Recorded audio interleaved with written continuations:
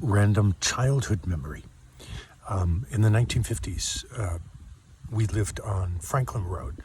It's now a parking lot for Franklin Road Academy's tennis courts, I think, or stadium. And just below us on the hill was an old stone house with one older lady in it named Mrs. Green. And she insisted on being called Greenie. And Greenie asked my mother, when I was about 6 or 7, if I could come shovel coal for her 1 or 2 days a week. And so I did. And she said she'd pay me 50 cents each time I shoveled coal. In the 50s, that was huge. And so after I'd done it for just a couple of weeks, she said, "Here, I have something for you."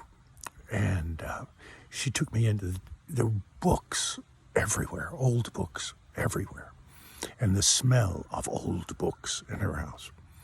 And she gave me a book. And it was very old, published in the 1880s, I believe. And it was about the Battle of Nashville. And she said, "You need to know about where you live. This is about our hill." And our hill was Peach Orchard Hill, which it turns out was the Confederate stronghold in the Battle of Nashville. And the book did not in any way, shape, or form glamorize war or take the side of the South or the North. It was a very logistical and yet wrenching account of hand-to-hand combat. And then I began to dig. My father and my brother and Joe Hill were digging a new septic tank, and I remember jumping down in that 6-7 foot pit and in the walls of the mud, pulling out bullets and mini balls and mini ball makers, and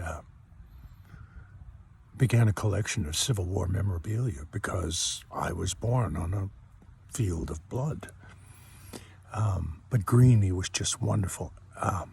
And she would always, then she began to give me a book every week, and that began my love of old books. Thank you, Greenie. And I should probably point out, in our family, my father did not give allowances. And you only received gifts or bought something in a store. You only received gifts on your birthday and Christmas, okay? And when you went into a store, my father, Papa, would say, "Put your hands in your pockets and whistle." And that's the way I walked around stores when I was a little boy. And I didn't touch anything and I didn't buy anything. So we could work above and beyond your chores. You could work for 50 cents an hour. So that's, grass cutting 4 acres and special projects and stuff like that. Not emptying the garbage, doing the dishes. That was part of the job of being in the household, okay? That was room and board. So 50 cents was huge. Who do you think? Who do you think? In the darkness, who do you give it up to?